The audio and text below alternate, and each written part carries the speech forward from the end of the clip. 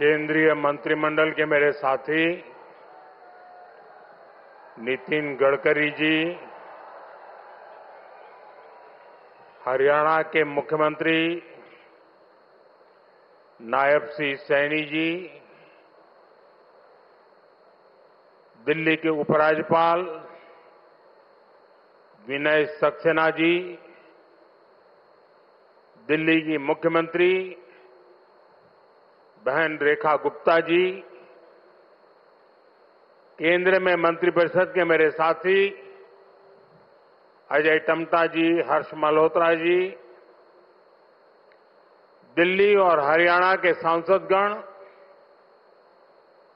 उपस्थित मंत्रीगण, अन्य जनप्रतिनिधिगण और मेरे प्यारे भाई और बहनों,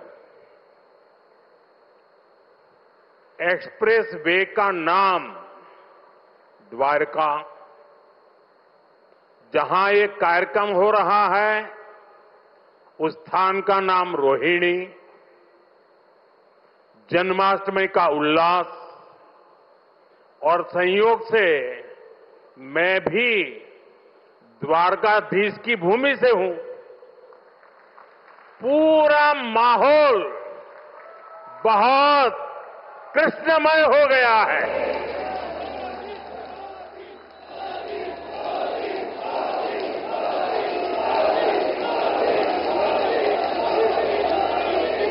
साथियों, अगस्त का ये महीना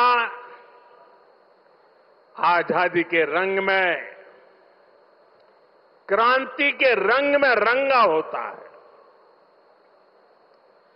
आजादी के इसी महोत्सव के बीच आज देश की राजधानी दिल्ली देश में हो रही विकास क्रांति की साक्षी बन रही है। थोड़ी देर पहले दिल्ली को द्वारका एक्सप्रेसवे और अर्बन एक्सटेंशन रोड की कनेक्टिविटी मिली है।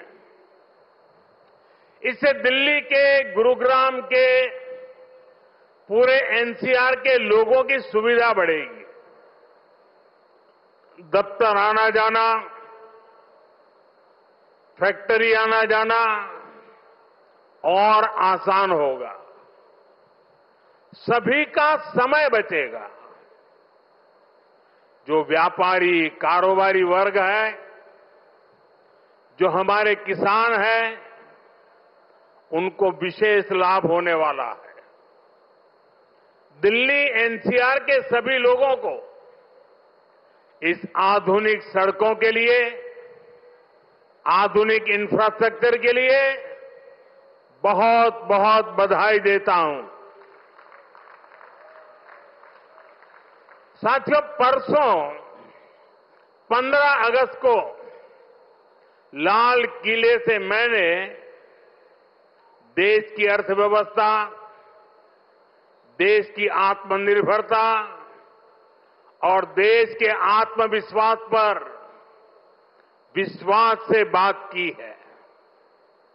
आज का भारत क्या सोच रहा है, उसके सपने क्या है, संकल्प क्या है, ये सब कुछ आज पूरी दुनिया अनुभव कर रही है। और साथियों, दुनिया जब भारत को देखती है, परखती है, तो उसकी पहली नजर हमारी राजधानी पर पड़ती है, हमारी दिल्ली पर पड़ती है। इसलिए दिल्ली को हमें विकास का ऐसा मॉडल बनाना है जहां सभी को महसूस हो कि हां, ये विकसित होते भारत की राजधानी है। साथियों, बीते 11 साल से केंद्र में भारतीय जनता पार्टी की सरकार ने इसके लिए अलग अलग स्तरों पर निरंतर काम किया है। अब जैसे कनेक्टिविटी का विषय ही है, दिल्ली एनसीआर की कनेक्टिविटी में बीते दशक में अभूतपूर्व सुधार हुआ है। यहां आधुनिक और चौड़े एक्सप्रेस वे हैं। दिल्ली एनसीआर मेट्रो नेटवर्क के मामले में दुनिया के सबसे बड़े नेटवर्क इलाकों में से एक है। यहां नमो भारत जैसा आधुनिक रैपिड रेल सिस्टम है। यानी बीते 11 वर्षों में दिल्ली एनसीआर में आना जाना पहले के मुकाबले आसान हुआ है। साथियों, दिल्ली को बेहतरीन शहर बनाने का जो बीड़ा हमने उठाया है वो निरंतर जारी है। आज भी हम सभी इसके साक्षी बने हैं। द्वारका एक्सप्रेस वे हो या फिर अर्बन एक्सटेंशन रोड, दोनों सड़कें शानदार बनी है। पेरिफेरल एक्सप्रेसवे के बाद अब अर्बन एक्सटेंशन रोड से दिल्ली को बहुत मदद मिलने वाली है। साथियों, अर्बन एक्सटेंशन रोड की एक और विशेषता है, ये दिल्ली को कूड़े के पहाड़ों से भी मुक्त करने में मदद कर रही है। अर्बन एक्सटेंशन रोड को बनाने में लाखों टन कचरा काम में लाया गया है।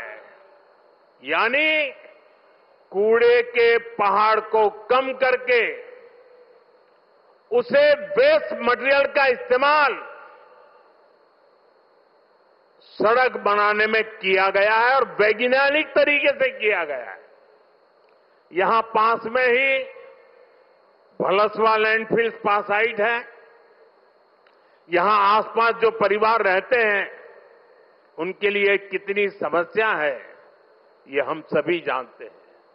हमारी सरकार ऐसी हर परेशानी से दिल्ली वालों को मुक्ति दिलाने में जुटी हुई है। साथियों, मुझे खुशी है कि रेखा गुप्ता जी के नेतृत्व में दिल्ली की भाजपा सरकार यमुना जी की सफाई में भी लगातार जुटी हुई है। मुझे बताया गया कि यमुना से इतने कम समय में 16 लाख मैट्रिक टन सील्ड हटाई जा चुकी है। इतना ही नहीं, बहुत कम समय में ही दिल्ली में 650 देवी इलेक्ट्रिक बसें शुरू की गई है। और इतना ही नहीं, भविष्य में भी इलेक्ट्रिक बसें एक बहुत बड़ी मात्रा में करीब करीब 2000 का आंकड़ा पार कर जाएगी। ये ग्रीन दिल्ली, क्लीन दिल्ली के मंत्र को और मजबूत करता है। साथियों, राजधानी दिल्ली में कई वर्षों के बाद भाजपा सरकार बनी है। लंबे अरसे तक हम दूर दूर तक भी सत्ता में नहीं थे और हम देखते हैं कि पिछली सरकारों ने दिल्ली को जिस प्रकार से बर्बाद किया, दिल्ली को ऐसे गड्ढे में गिरा दिया था। मैं जानता हूं भाजपा की नई सरकार को लंबे अरसे से मुसीबतों बढ़ती जो गई थी उसमें से दिल्ली को बाहर निकालना कितना कठिन है। पहले तो वो गड्ढा भरने में ताकत जाएगी और फिर बड़ी मुश्किल से कुछ काम नजर आएगा।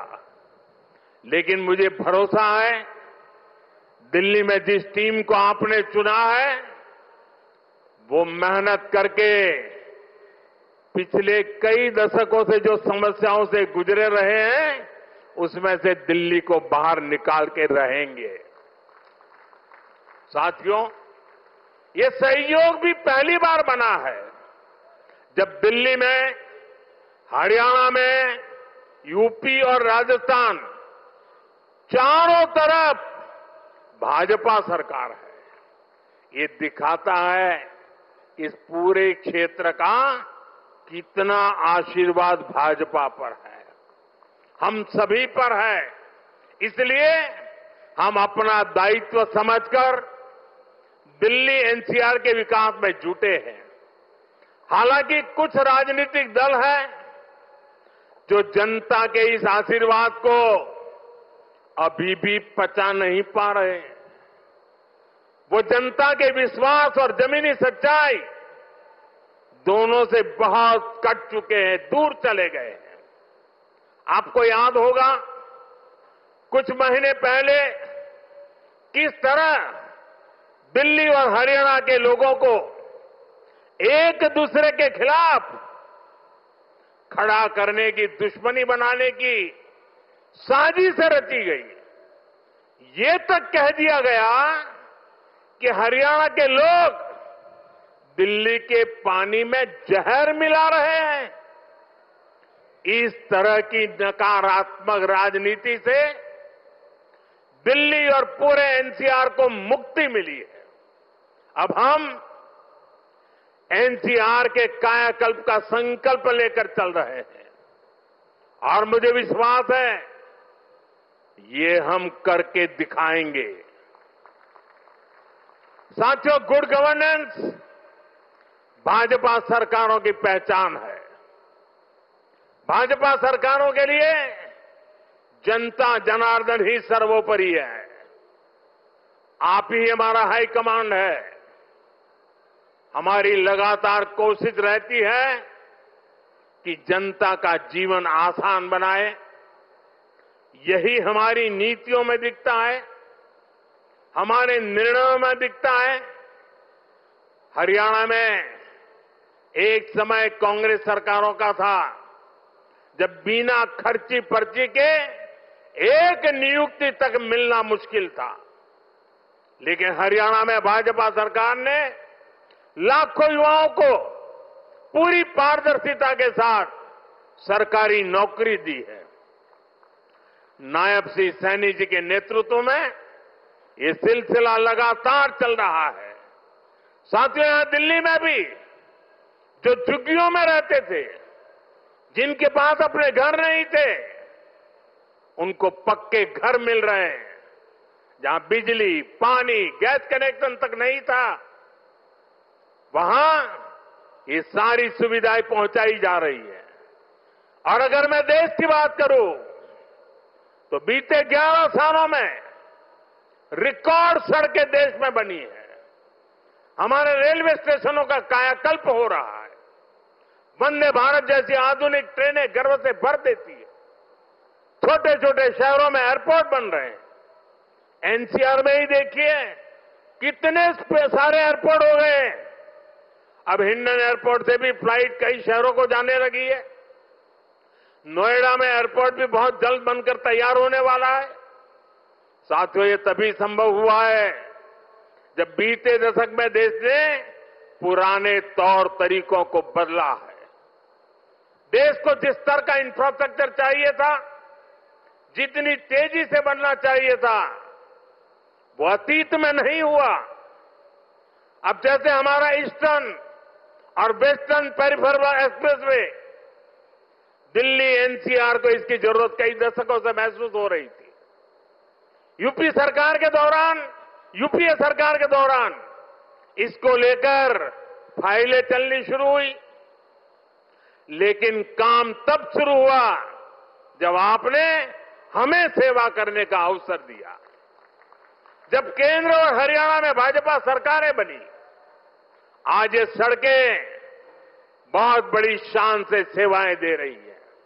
साथियों, विकास परियोजनाओं को लेकर उदासीनता का ये हाल सिर्फ दिल्ली एनसीआर का नहीं था, पूरे देश का था। एक तो पहले इंफ्रास्ट्रक्चर पर बजट ही बहुत कम था। जो प्रोजेक्ट सैंक्शन होते थे वो भी सालों साल तक पूरे नहीं होते थे। बीते 11 सालों में हमने इंफ्रास्ट्रक्चर का बजट 6 गुना से अधिक बढ़ा दिया है। अब योजनाओं को तेजी से पूरा करने पर जोर है। इसलिए आज द्वारका एक्सप्रेसवे जैसे प्रोजेक्ट तैयार हो रहे हैं। और भाइयों बहनों, ये जो इतना सारा पैसा लग रहा है, इससे सिर्फ सुविधाएं नहीं बन रही है, ये परियोजनाएं बहुत बड़ी संख्या में रोजगार भी बना रही है। जब इतना सारा कंस्ट्रक्शन होता है तो इसमें लेबर से लेकर इंजीनियर तक लाखों साथियों को काम मिलता है। जो कंस्ट्रक्शन मटेरियल यूज होता है उससे जुड़ी फैक्ट्रियों में, दुकानों में नौकरियां बढ़ती है। ट्रांसपोर्ट और लॉजिस्टिक्स में रोजगार बनते हैं। साथियों, लंबे समय तक जिन्होंने सरकारें चलाई है उनके लिए जनता पर शासन करना ही सबसे बड़ा लक्ष्य था। हमारा प्रयास है जनता के जीवन से सरकार का दबाव और दखल दोनों समाप्त करें। पहले क्या स्थिति थी, इसका एक और उदाहरण मैं आपको देता हूं। दिल्ली में, ये सुनकर के आप चौंक जाएंगे, दिल्ली में हमारे जो स्वच्छता मित्र है, साफ सफाई के काम में जुटे साथी हैं,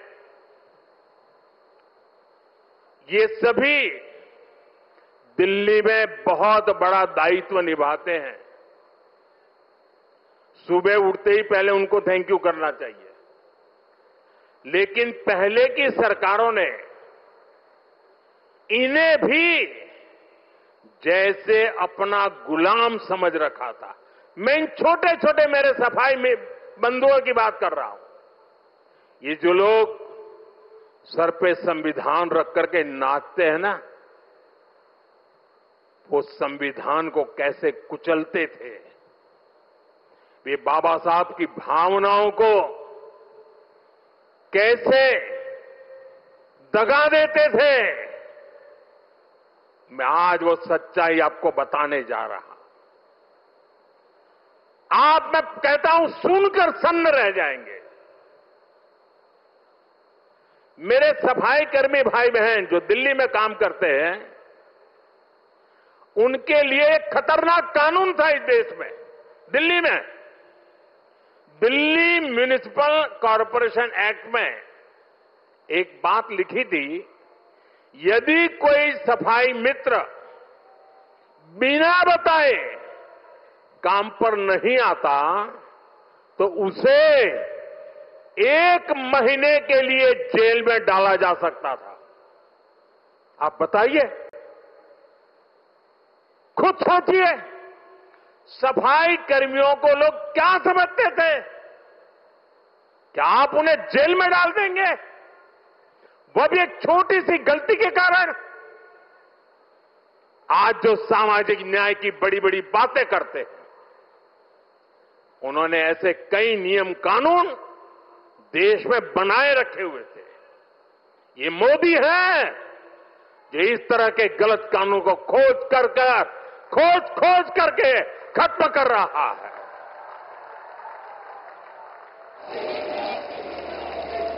हमारी सरकार है तो सैकड़ों कानूनों को समाप्त कर चुकी है और ये अभियान लगातार जारी है।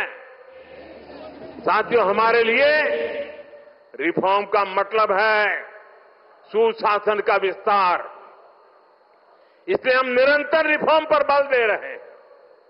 आने वाले समय में हम अनेक बड़े बड़े रिफॉर्म्स करने वाले हैं ताकि जीवन भी और बिजनेस भी सब कुछ और आसान हो।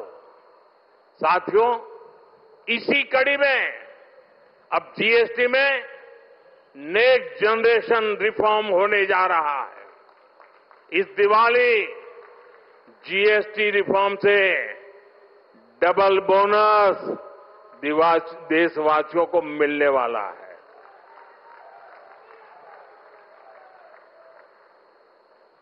हमने इसका पूरा प्रारूप राज्यों को भेज दिया है। मैं आशा करता हूं कि सभी राज्य भारत सरकार के इस इनिशिएटिव को सहयोग करेंगे, जल्द से जल्द इस प्रक्रिया को पूरा करेंगे ताकि ये दिवाली और ज्यादा शानदार बन सके। हमारा प्रयास जीएसटी को और आसान बनाने और टैक्स दरों को रिवाइज करने का है। इसका फायदा हर परिवार को होगा, गरीब और मिडिल क्लास को होगा, छोटे बड़े हर उद्यमी को होगा, हर व्यापारी कारोबारी को होगा। साथियों, भारत की बहुत बड़ी शक्ति हमारी प्राचीन संस्कृति है, हमारी प्राचीन धरोहर है। इस सांस्कृतिक धरोहर का एक जीवन दर्शन है, जीवंत दर्शन भी है। और इसी जीवन दर्शन में हमें चक्रधारी मोहन और चरखाधारी मोहन दोनों का परिचय होता है। हम समय समय पर चक्रधारी मोहन से लेकर चरखाधारी मोहन तक दोनों की अनुभूति करते हैं। चक्रधारी मोहन यानी सुदर्शन चक्रधारी भगवान श्री कृष्ण, जिन्होंने सुदर्शन चक्र के सामर्थ्य की अनुभूति कराई, और चरखाधारी मोहन यानी महात्मा गांधी, जिन्होंने चरखा चलाकर देश को स्वदेशी के सामर्थ्य की अनुभूति कराई। साथियों, भारत को सशक्त बनाने के लिए हमें चक्रधारी मोहन से प्रेरणा लेकर आगे बढ़ना है, और भारत को आत्मनिर्भर बनाने के लिए हमें चरखाधारी मोहन के रास्ते पर चलना है। हमें वोकल फॉर लोकल को अपना जीवन मंत्र बनाना है। साथियों, ये काम हमारे लिए मुश्किल नहीं है। जब भी हमने संकल्प लिया है, तब हमने करके दिखाया है। मैं छोटा सा उदाहरण देता हूं, खादी का। खादी विलुप्त होने के कगार पर पहुंच चुकी थी, कोई पूछने वाला नहीं था। आपने जब मुझे सेवा का मौका दिया, मैंने देश को आह्वान किया, देश ने संकल्प लिया और इसका नतीजा भी दिखा। 1 दशक में खादी की बिक्री करीब करीब 7 गुना बढ़ गई है। देश के लोगों ने वोकल फॉर लोकल के मंत्र के साथ खादी को अपनाया है। इसी तरह देश ने मेड इन इंडिया फोन पर भी भरोसा जताया। 11 साल पहले हम अपनी जरूरत के ज्यादातर फोन इंपोर्ट करते थे। आज ज्यादातर भारतीय मेड इन इंडिया फोन ही इस्तेमाल करते हैं। आज हम हर साल 30-35 करोड़ मोबाइल फोन बना रहे हैं। 30-35 करोड़ मोबाइल फोन बना रहे हैं और एक्सपोर्ट भी कर रहे हैं। साथियों, हमारा मेड इन इंडिया, हमारा यूपीआई आज दुनिया का सबसे बड़ा real time digital payment platform बन चुका है। दुनिया का सबसे बड़ा। भारत में बने रेल कोच हो या फिर लोकोमोटिव, इनकी डिमांड अब दुनिया के दूसरे देशों में भी बढ़ रही है। साथियों, जब ये रोड इंफ्रास्ट्रक्चर की बात आती है, भारत ने एक गति शक्ति प्लेटफॉर्म बनाया है। 1600 लेयर, 1600 लेयर डेटा के हैं उसमें। और किसी भी प्रोजेक्ट को वहां पर कैसी कैसी परिस्थितियों से गुजरना पड़ेगा, किन नियमों से गुजरना पड़ेगा, वाइल्ड लाइफ है कि जंगल है कि क्या है, नदी है, नाला है, क्या है, सारी चीजें मिनटों में हाथ लग जाती हैं और प्रोजेक्ट तेज गति से आगे बढ़ते हैं। आज गति शक्ति की एक अलग यूनिवर्सिटी बनाई गई है और देश की प्रगति के लिए गति शक्ति एक बहुत बड़ा सामर्थ्यवान मार्ग बन चुका है। साथियों, एक दशक पहले तक हम खिलौने तक बाहर से इंपोर्ट करते थे, लेकिन हम भारतीयों ने संकल्प लिया वोकल फॉर लोकल का, तो ना सिर्फ बड़ी मात्रा में खिलौने भारत में ही बनने लगे, लेकिन बल्कि आज हम दुनिया के 100 से ज्यादा देशों को खिलौने निर्यात भी करने लगे।